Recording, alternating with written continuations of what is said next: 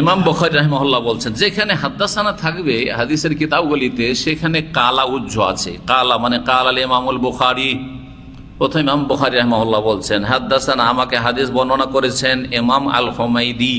ইমাম আল হুমাইদি ইমাম বুখারী রাহিমাহুল্লাহর অনেক শিক্ষক ওস্তাদ মুহাদ্দিস ছিলেন, তার মধ্যে একজন প্রসিদ্ধ মুহাদ্দিস এবং শিক্ষক ছিলেন ওস্তাদ আল হুমাইদি, যার নাম ছিল আব্দুল্লাহ ইবনে জুবাইর। আব্দুল্লাহ ইবনে জুবাইর, আবার সাহাবী আব্দুল্লাহ ইবনে জুবাইর ধরিয়েন না, হ্যাঁ, মুহাদ্দিস আব্দুল্লাহ ইবনে জুবাইর। কালা তিনি বলছেন হাদ্দাসানা আমাকে হাদিস শুনিয়েছেন সুফিয়ান। হাদিস শুনিয়েছেন সুফিয়ান।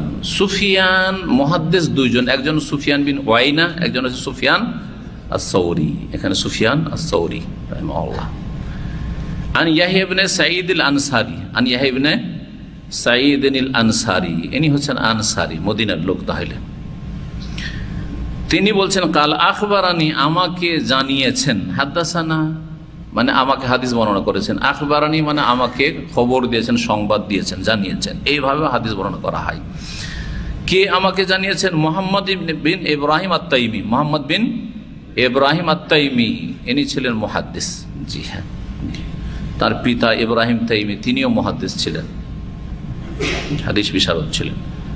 আর আরেকজন মশহুর রয়েছে ইব্রাহিম নাখঈ। ইব্রাহিম নাখঈ আল কুফি, কুফার ছিলেন, তিনি ফাকিহ ছিলেন। তিনি কি ছিলেন? ফাকিহ ছিলেন।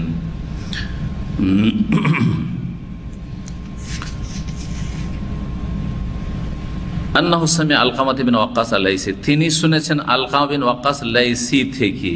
ইনি হচ্ছেন তাবেঈ, ইনি হচ্ছেন তাবেঈ। ইয়াকুলু তিনি বলছেন সামিআতু উমর ইবনে খাত্তাব, আমি উমর ইবনে খাত্তাব রাদিয়াল্লাহু তাআলা আনহুকে বলতে শুনেছি, আলাল মেম্বারে, মেম্বারের ওপর, মেম্বারের ওপর শুনেছেন। তার মানে উমর রাদিয়াল্লাহু তাআলা এই হাদিসটি খুতবার সময় মেম্বারে বলছিলেন, সে জুমার খুতবাই হোক আর ঈদের খুতবাই হোক, মেম্বারের ওপর।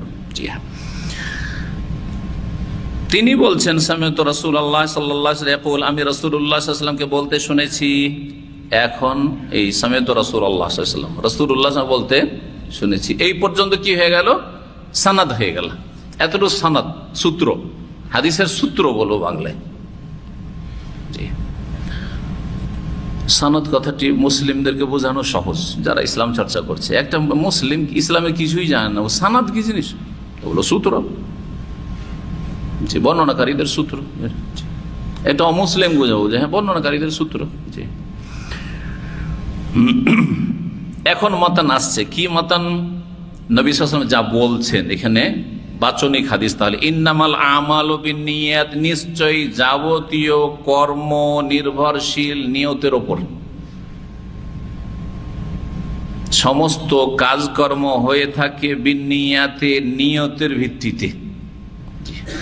হচ্ছে এমন ভাবে তর্জমা করলাম যাতে সহজে বুঝতে পারেন। যত কাজ করছেন আপনি সবগুলি কাজ কিসের উপর নির্ভরশীল? নিয়তের উপর নির্ভরশীল।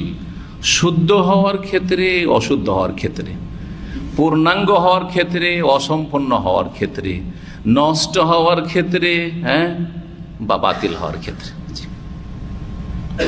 বুঝছেন কথাগুলি? জি, নিয়ত যদি ঠিক থাকে তাহলে আমল ঠিক, নিয়ত যদি শুদ্ধ থাকে তাহলে আমল শুদ্ধ। নিয়ত যদি অশুদ্ধ থাকে তাহলে আমল অশুদ্ধ, আমল বাতিল, ফাসেদ, নষ্ট।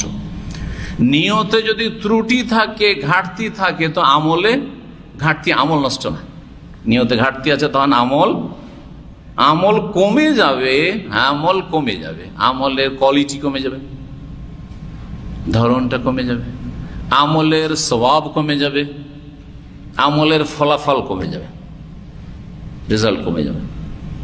আপনারা সবাই মাশাআল্লাহ নামাজি, কিন্তু সবার নামাজ, সবার সালাতের রেজাল্ট, ফলাফল একরকম নয়। কারো সালাত মাশাআল্লাহ, সালাত পড়ে, সালাত পড়ার পরে বেরোয় যেন সে আখিরাত, জান্নাত, জাহান্নাম স্বচক্ষে দেখছে, পাপের দিকে মোটেই মন যায় না। আর কেউ সালাত শেষ করছে, কখন নামাজটা শেষ হবে, বাইরে যাব আর পাপ করব, ব্যবসা হলে হারাম ব্যবসা করা, এখনই নামাজ পড়লো, দোয়া করলো, আর গিয়ে মিথ্যা কথা বলছে, দোকানে বসে ধোকাবাজি করছে, ওয়ার্কশপে মিথ্যা কথা বলছে, গাড়ির কিছুই ঠিক করেনি, একটা তার জড়িয়ে দিয়েছে, বলছে 500 রিয়াল, নামাজ পড়ে সাথে সাথে। বহু লোক আছে এরকম, তাই না? সুদে কারবার করে, নামাজ পড়ে মসজিদ থেকে বেরোলে তাড়াতাড়ি বেরোবো, লোকটা ইন্তজার করছে, সাথে সাথে গিয়ে সুদের ব্যবসার আলোচনা। ফলাফলের ক্ষেত্রে কারো ফলাফল ভালো, কারো খারাপ, কারো কিছু সামান্য, এইরকম আর কি। ইন্নামাল আমালু বিন্নিয়াত। সওয়াবের ক্ষেত্রে এরকম, নেকির ক্ষেত্রেও সমান নেকি সমান না। এই জন্য রাসূলুল্লাহ সাল্লাল্লাহু আলাইহি ওয়াসাল্লাম একটি হাদিস রয়েছে, নাসাঈতে, আবু দাউদে রয়েছে, হাদিস সহিহ, যে মানুষ নামাজ পড়ে ফিরে, সালাম ফিরে নামাজ পড়ার পরে কারো 10 ভাগের 1 ভাগ হয়, ওসর শুধু 10 ভাগের, কারো 9 ভাগের 1 ভাগ, কারো 8 ভাগের 1 ভাগ, কারো 7 ভাগের 1 ভাগ, কারো 6 ভাগের 1 ভাগ, কারো 5 ভাগের 1 ভাগ, কারো 4 ভাগের 1 ভাগ, কারো 3 ভাগের 1 ভাগ, কারো অর্ধেক। পূর্ণ নামাজের সওয়াব পাবে আর নামাজের ফলাফল পাবে এরকম লোক খুব কম। ইন্নামাল আমালু বিন্নিয়াত, নিশ্চয়ই যাবতীয় আমল নির্ভরশীল কিসের উপর? নিয়াতের উপর, নিয়াতের উপর।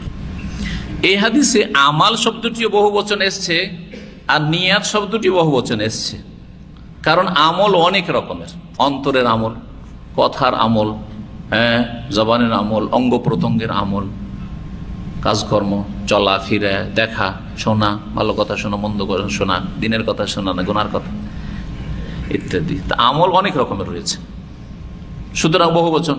নিয়ত, নিয়ত নিয়ত একটাই, তাই না? কিন্তু না, নিয়ত মানুষ হিসাবে বিভিন্ন মানুষের বিভিন্ন রকম নিয়ত, বরং বিভিন্ন সময় একই লোকের বিভিন্ন রকম নিয়ত। এক সময় নিয়তটা খুব ভালো ছিল লোকটা, আরেক সময় নিয়তটা তো অত ভালো না। তার এই যে নিয়তের বিভিন্ন রকমের অবস্থা তৈরি হচ্ছে, এর ভিত্তিতে এখানে বহু বচন বলা হয়েছে। যদিও এই রিওয়ায়াতটি বিভিন্ন ভাবে এসেছে হাদিসে, কোন কোন হাদিসে ইন্নামাল আমালু বিন্নিয়াহ এক বচন দিয়ে এসেছে, অনেকে হয়তো এইভাবে মুখস্থ করেছেন অথবা দেখবেন যা আছে। আবার আমাল বহু বচন না এসে আমাল দিয়েও আছে, কারণ আল আমাল বলে জিনসুল আমল, যে কোনো আমল, তখন অর্থ বহু বচনে বেরিয়ে আসবে। যে কোনো আমল নির্ভরশীল কিসের ওপর? নিয়তের ওপর। তরজমাটা করে দেব, ইন্নামা লিকুল্লি ইমরিইন মা নাওয়া, আর নিশ্চয়ই প্রত্যেক মানুষের জন্য। ইমরিউন, ইমরুন মানে মানুষ, ব্যক্তি, যেমন ইমরাতুন মানে নারী, ইমরাতুন মানে কি? এই ইমরিউনের মুআন্নাস স্ত্রীলিঙ্গ হচ্ছে ইমরাতুন, ইমরাতুন মহিলা, আর ইমরুন মানে পুরুষ মানুষ, রাজুলুন যেমন হয়, রাজুলুন ও ইমরাতুন শব্দ আলাদা আলাদা, আর ইমরিউন আর ইমরাতুন ওই শব্দ দিয়েই মুজাক্কার মুআন্নাস। রাজুল কাকে বলা হয়? পুরুষকে বলা হয়, মহিলাকে ইমরাতুন শব্দ আলাদা, মুআন্নাস মিন গায়রি লাফজি, অন্য শব্দে চলে গেল, রাজুলুন রাজুলাতুন না, তাই না? যেমন সলেহুন নেক লোক, আর স্ত্রী হচ্ছে সলেহা, সলেহাতুন, তাই না? এরকম নাই রাজুলুন, কিন্তু ইমরাউনে ঠিক আছে, ইমরাউন আর ইমরাতুন। নিশ্চয় প্রত্যেক মানুষের বা প্রত্যেক ব্যক্তির জন্য তাই রয়েছে মানাওয়া জানিয়ত করলা। এই দুটো বাক্যকে কেউ কেউ বলেছেন তাকিদের জন্য, আগের কথার তাকিদ মানে ওটাকে শক্তিশালী করার জন্য অন্য ভাষা দিয়ে বোঝানো হয়েছে। যেমন একটা কথা আমরা একাধিকবার বলি, অনেক বক্তা আছে একটা কথা 3 বার করে বলে না, এই বলছি বলছি করছে, যাতে করে কানে বেশি নখ হয়, কথাটা পৌঁছে।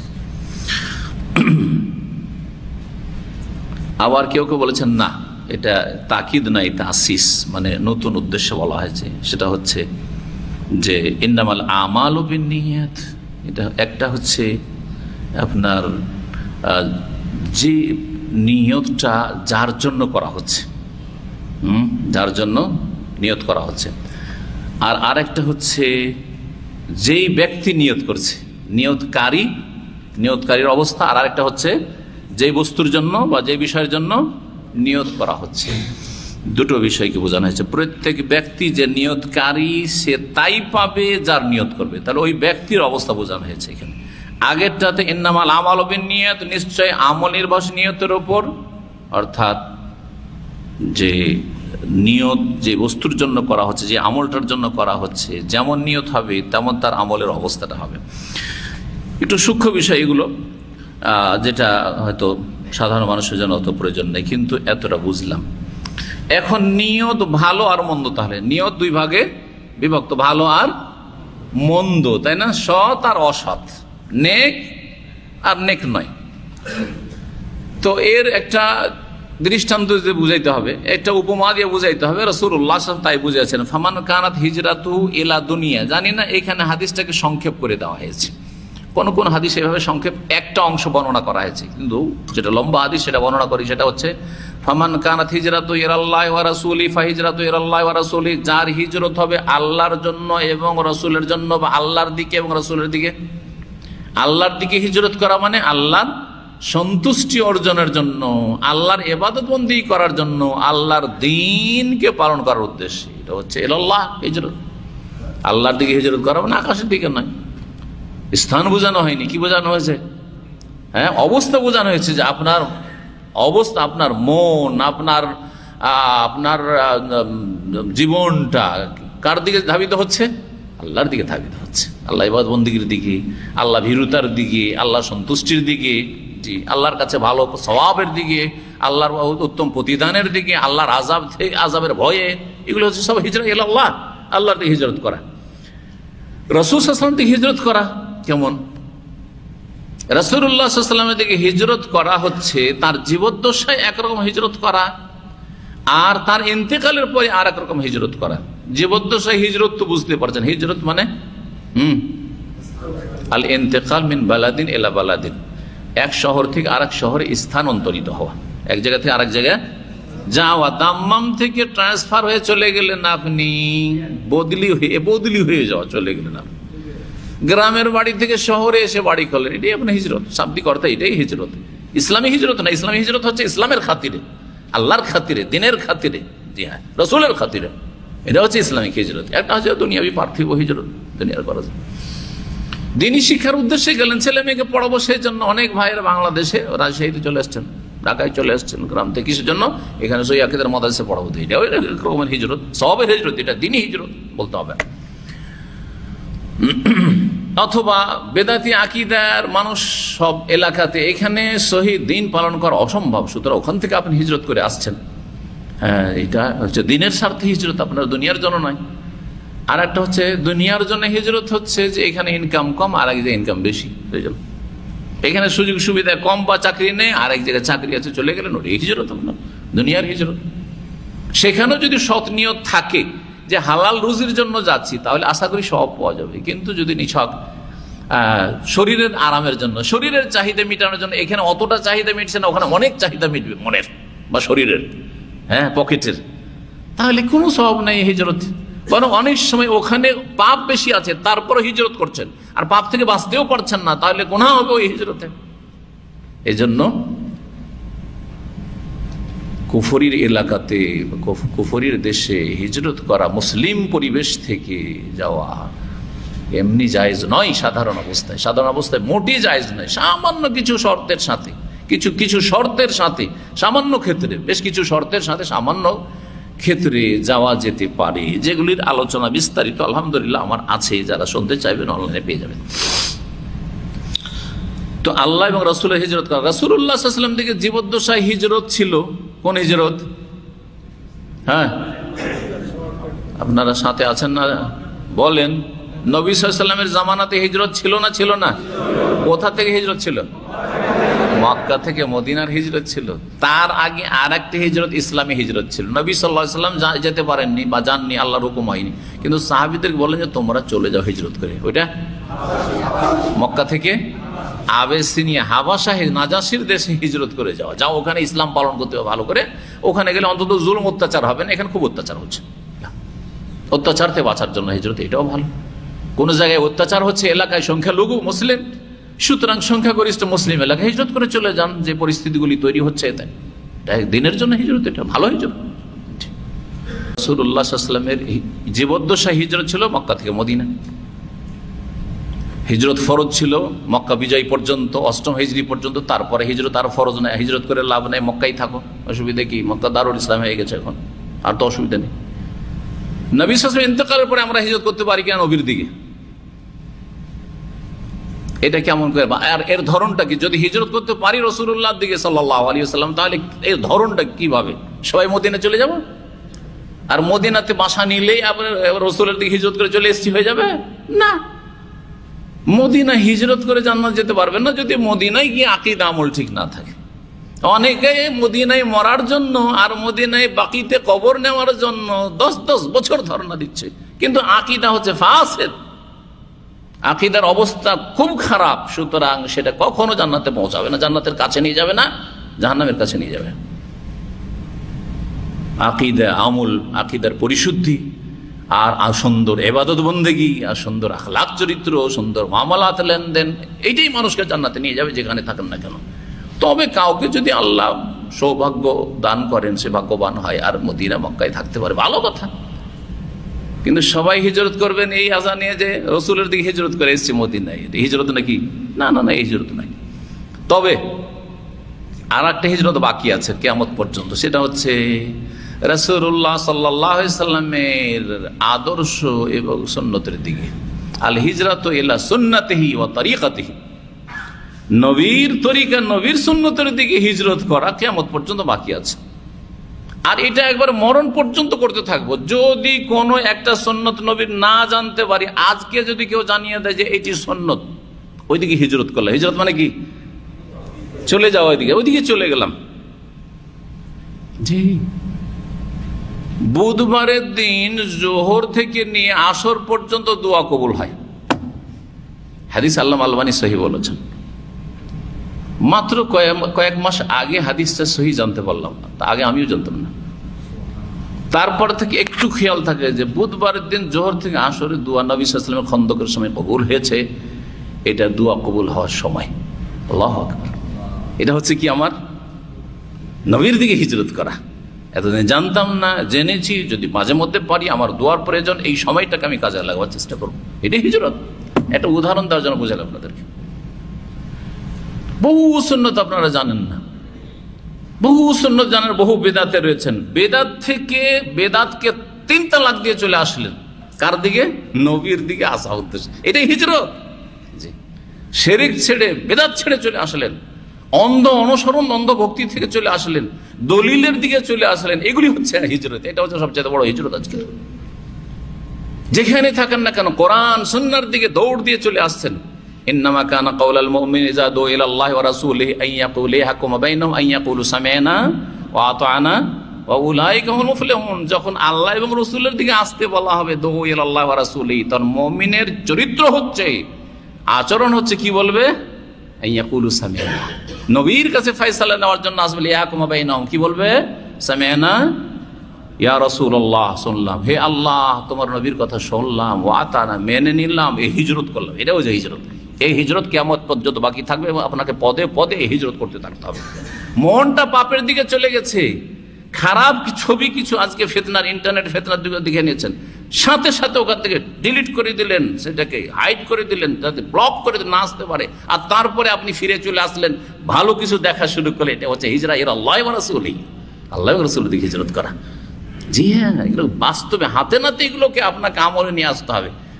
জি, হিজরত আছে, অনেক হিজরত আছে, প্রতি মুহূর্তে হিজরত আছে। এতদিন আড্ডা দিয়েছিলেন যেখানে সেখানে বসে, জুমার পরে আর কাজ নেই, খাওয়া দাওয়া। আজকে কেউ আপনার কাছে খেতে আসছে, আগামী সপ্তাহে কারো কাছে আপনি সেখানে খেতে যাবেন, ধুমধাম করবেন, একটু খাবেন দাবেন। এই করে আপনার লাইফটা 5 বছর 10 বছর কেটে গেছে। জানতে পারে ইসলামিক সেন্টারে দিনের শিক্ষা হয়, সেখান থেকে হিজরত করে আপনি দিন শিক্ষার জন্য চলে আসলেন। এ হচ্ছে হিজরা ইলাল্লাহি ওয়া রাসূলিহি। এগুলো হচ্ছে হিজরত। এরকম বহু হিজরত আপনার জীবনে হইতে পারে। সততার দিকে ফিরে আসা, তাকওয়ার দিকে ফিরে আসা, মসজিদের দিকে ফিরে আসা। জি, আল্লাহ যেন তৌফিক দান করেন।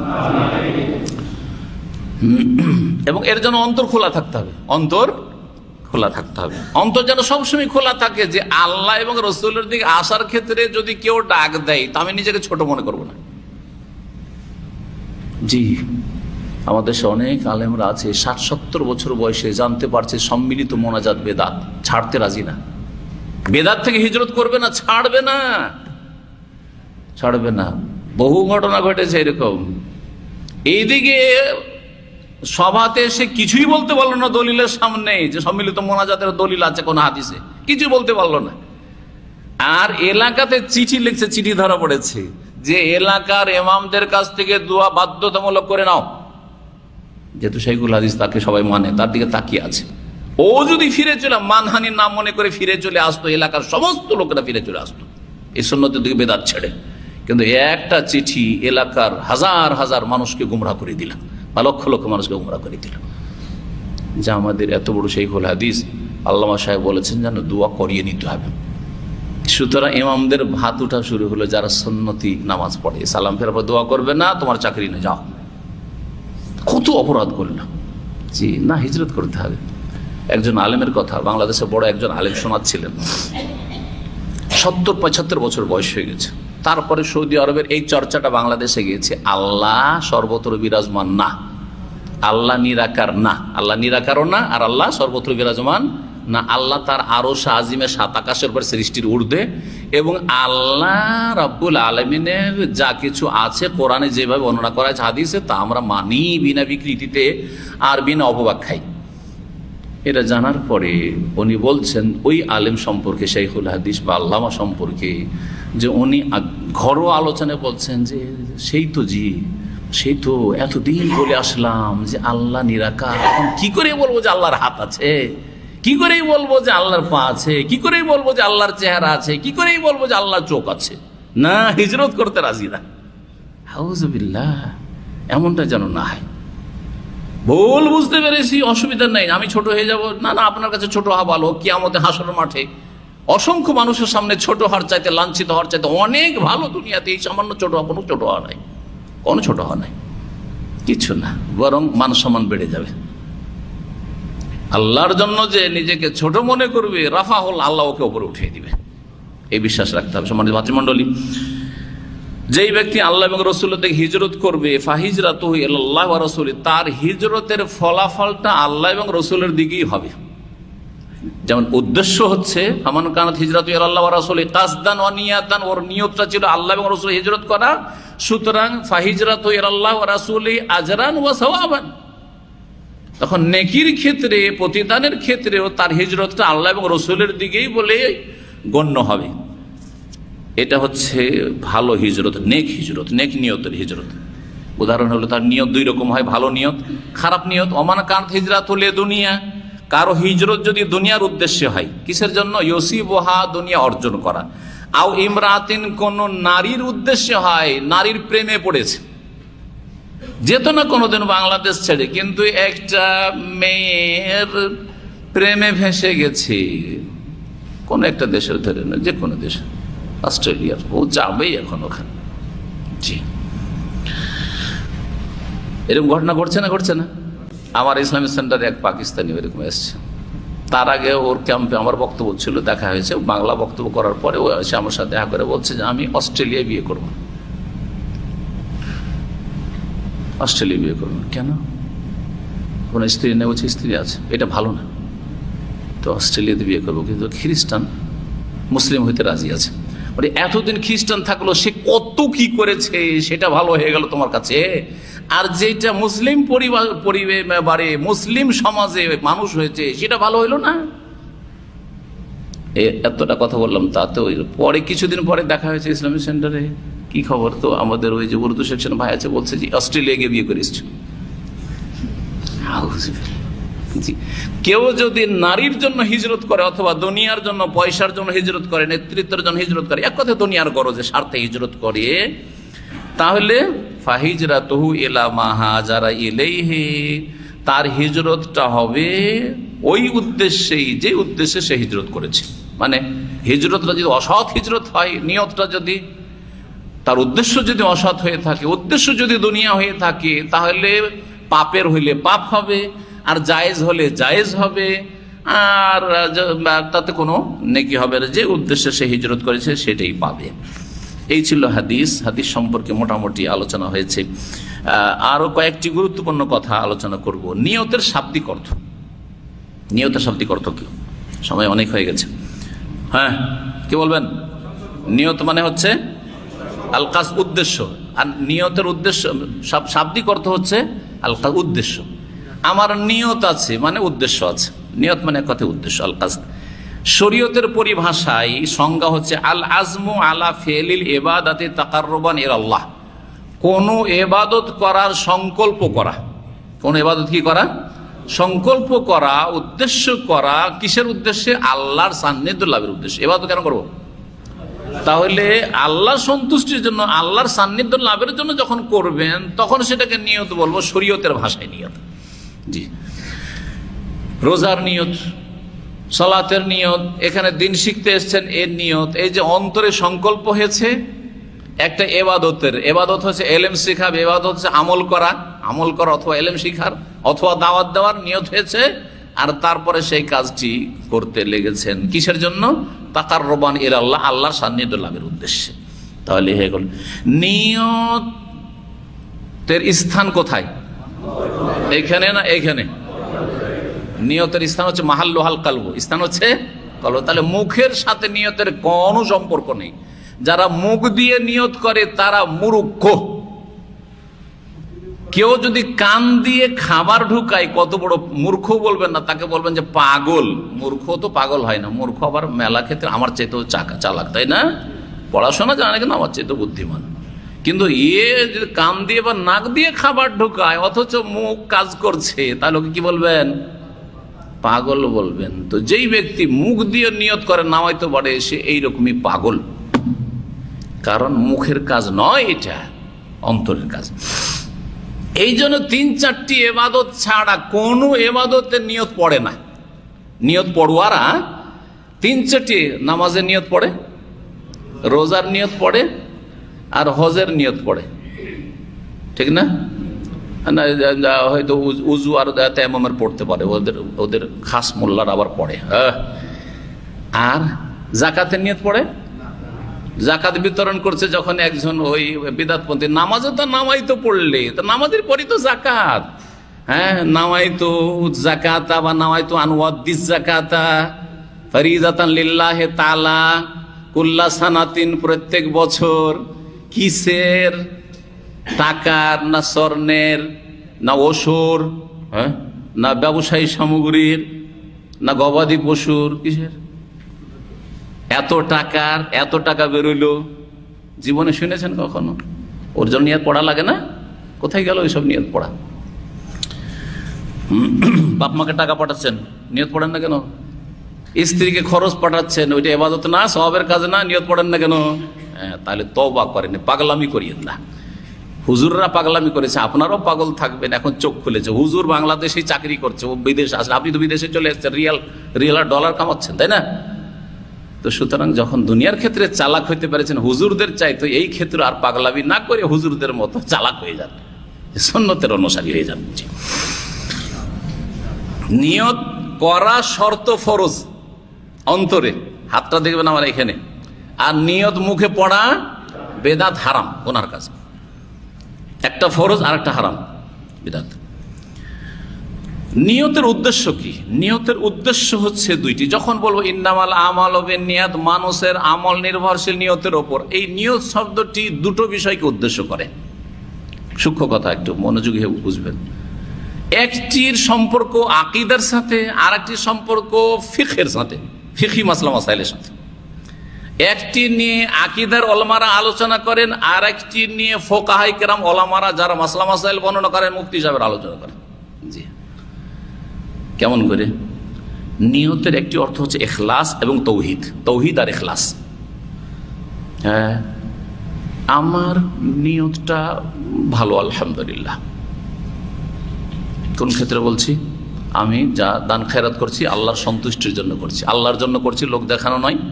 হ্যাঁ, যা কিছু দান খেরাত করছি আর পরকালে কিছু আল্লাহর কাছে পাবো সেই জন্য করছি, এটা কি? ইখলাস। ইখলাস। তাহলে এখানে নিয়ত বলতে ইখলাস বোঝানো হচ্ছে। ইখলাস আর তৌহিদ এটি হচ্ছে আকীদার চ্যাপ্টার। আকীদা নিয়ে আলোচনা করেন আকীদার উলামায়ে কেরামগণ। আর আকীদার শিক্ষা আরব দেশ থেকে নিতে হবে, অথবা আরব দেশের পড়া আলেমদের কাছ থেকে নিতে হবে। ভালো করে বুঝে নেন, দেশে আকীদার শিক্ষা আমরাও পাইনি, আপনারা কি পাবেন? তো এই হচ্ছে একটা আকীদার বিষয়। আর একটা হচ্ছে ফিকহের বিষয়। ফিকহি পরিভাষায় নিয়ত হচ্ছে যেটার আলোচনা যখন ফিকহি মাসলা মাসাইল আসবে, সলাতের কথা, নামাজের কথা আসবে, সিয়াম রোজার কথা আসবে, যাকাতের কথা আসবে, হজের কথা আসবে, তখন যখন নিয়তের কথা বলবো, তাহারাত, উযু, গোসলের কথা আসবে, তায়াম্মুমের কথা আসবে, তখন যে নিয়তের আলোচনা হবে সেটা হচ্ছে ফুকাহাদের আলোচনা। সেটা কি? সেটা সংজ্ঞা শুনেন। তামঈজুল আদাত মিনাল ইবাদাত, মানুষের পার্থিব কাজকর্মগুলিকে ইবাদত থেকে ভিন্ন করা। পার্থিব কাজগুলিকে ইবাদত থেকে ভিন্ন করা। একজন লোক শরীর চর্চা করছে, শরীর খুব ওজন হয়ে যাচ্ছে, অথবা কোলেস্ট্রল বেড়ে যাচ্ছে, সুগার বেড়ে যাচ্ছে, প্রেশার বেড়ে যাচ্ছে, সেজন্য কি করছে? সে এক্সারসাইজ করছে, রুকু, সিজদা এইসবের মাধ্যমে। ধরেন এটা কি? তার আদাত, অভ্যাস। অভ্যাস। আর একটা লোক কি করছে? ফরজ অথবা সুন্নত সালাত আদায় করছে, যা তাকবীর দিয়ে শুরু, তাকবীর তাহরিমা দিয়ে, আর তাসলিম সালাম দিয়ে সমাপ্তি। এটার নাম কি? ইবাদত। তাহলে তামঈজুল আদাত আনিল ইবাদত, আদাতকে ইবাদত থেকে ভিন্ন করা। এটা হচ্ছে আদাত, আমার অভ্যাস, শরীর চর্চা করা, এক্সারসাইজ, আর এটা হচ্ছে আমার ইবাদত। এটা হচ্ছে ফিকহের আলোচনার বিষয়। আর আরেকটি হচ্ছে তামিজুল ইবাদাত বাযহা আম বায। তামিজুল ইবাদাত বাযহা আম বায, এক ইবাদত থেকে আরেক ইবাদত থেকে পৃথক করা বা ভিন্ন করা। এটাও নিয়ত, এটাও ফিকহের আলোচনার বিষয়বস্তু। কেমন করে? আমি এখন আসরের সালাত আদায়ের জন্য মসজিদে গেলাম, আপনারা গেলেন, যাওয়ার পরে আপনি নামাজ পড়ছেন, সুন্নত পড়ছেন তাহিয়াতুল মসজিদ নাকি ফরজ? জি, নিয়ত করতে হবে না? হবে না? কোথায় নিয়ত করবেন? মুখে দাঁড়াতে আপনার নিয়ত হচ্ছে এটা আমার তাহিয়াতুল মসজিদ, অথবা এটা আমার সুন্নাতে রাতেবা, হ্যাঁ, এটা আমার জোহরের কাজা সুন্নাত বাকি ছিল, জুমার কাজা সুন্নাত বাকি ছিল, সব নিয়ত হচ্ছে। কিন্তু এক ইবাদতকে আর এক ইবাদত থেকে ভিন্ন করলাম, আলাদা করলাম। যখন ফরজ নামাজ পড়ছেন তখন আপনি ফরজের নিয়ত হচ্ছে, এই ফরজকে আমি চিহ্নিত করলাম, এটা আমার ফরজ, এটা আমার সুন্নাত নয়। তামিজুল ইবাদাতে বাযহা আম বায, এ হচ্ছে নিয়ত। এই হাদিসটি অত্যন্ত গুরুত্বপূর্ণ হাদিস। দুটি হাদিসের ওপর ইসলাম নির্ভরশীল। ইসলামের অধিকাংশ বিষয়গুলি দুটি হাদিসের চারিদিকে ঘোরাফেরা করছে। দুটি হাদিসের, জি হ্যাঁ।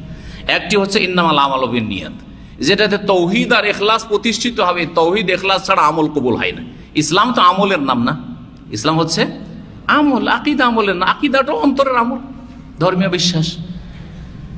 তো ইন্নামাল আমালু বিন্নিয়াত, এতে আকীদা, ইখলাস এবং তৌহিদের শিক্ষা দেওয়া হয়েছে, যেটা আমল কবুল হওয়ার প্রথম শর্ত।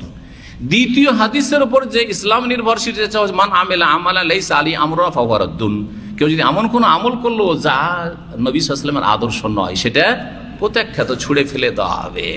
এইটাতে মোতাবাত, নবীর অনুসরণ শেখানো হয়েছে, নবীকে ফলো করা, নবীর ইত্তেবা করা শেখানো হয়েছে। দ্বিতীয় শর্ত হচ্ছে ইবাদত কবুলের কি? রাসূলুল্লাহ সাল্লাল্লাহু আলাইহি ওয়াসাল্লামের তরিকায় হইতে হবে, এক আল্লাহর জন্য হইতে হবে, ইন্নামাল আমালু বিন্নিয়াত থেকে শিখলাম। আর এক রাসূল সাল্লাল্লাহু আলাইহি ওয়াসাল্লামের তরিকায় হইতে হবে, সেটা মান আমিলা আমালান লাইসা আলাইহি আমরুনা ফাহুয়া রাদ্দুনের হাদিস থেকে শিখলাম। এই দুটি হাদিস উপর তাহলে সমস্ত দিন ইসলামের বিধিবিধান নির্ভরশীল নয়? জি হ্যাঁ, অত্যন্ত গুরুত্বপূর্ণ কথা। তো এখানেই আলোচনা শেষ করছি। যদি আরো কিছু গুরুত্বপূর্ণ কথা ছিল, সময় অনেক হয়ে গেছে, তবে একটি কথা আর বলে নি, যেটা খুব জরুরি জিনিস, আকীদার বিষয়।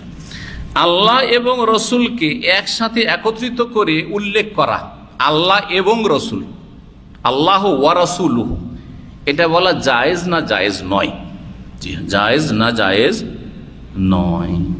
আমরা কিছু হাদিসে দেখি যে জায়েজ আছে, অনেক হাদিসে এভাবে, যেমন এই হাদিস আসলো ফামান কানাত হিজরাতু ইলাল্লাহি ওয়া রাসূলিহি, আল্লাহ এবং রাসূলের দিকে যে হিজরত করলো, তো এখানে আল্লাহ এবং রাসূলকে একসাথে করে বর্ণনা করা হইলো কি হইলো না? হইলো। তাহলে জায়েজ আছে বলেই নবী সাল্লাল্লাহু আলাইহি ওয়াসাল্লাম করেছেন। কিন্তু আর এক জায়গায় যখন এক লোক এসে বলল যে মাশা আল্লাহ ওয়া শিতা ইয়া রাসূলুল্লাহ, আল্লাহ এবং রসুল যা চান তাই হয়, তখন কি সুবহানাল্লাহ সুবহানাল্লাহ কি করলে, আজালতানি লিল্লাহি নিদ্দান, তুমি আমাকে আল্লাহর শরীক বানিয়ে দিলে। কুল মাশা আল্লাহ সুম্মা মা শিত, আল্লাহ যা চান তারপরে আপনি যা চান, সুম্মা দিয়ে অতঃপর দিয়ে বলো, আর না হলে মাশা আল্লাহ ওয়াহদাহু, সবচেয়ে ভালো যে মাশা আল্লাহ ওয়াহদাহু বলে, একা আল্লাহ যা চান তাই হয়, মানুষের চাওয়াতে কিছু হয় না, নবী রসুলের চাওয়াতেও কিছু হয় না যদি আল্লাহ না চান তাই। আর না হইলে বলতে পারেন, কোনো বড় ব্যক্তিকে বলা যেতে পারে আল্লাহ যদি চান তো এটা হবে, অতঃপর যদি আপনি চান তো হবে।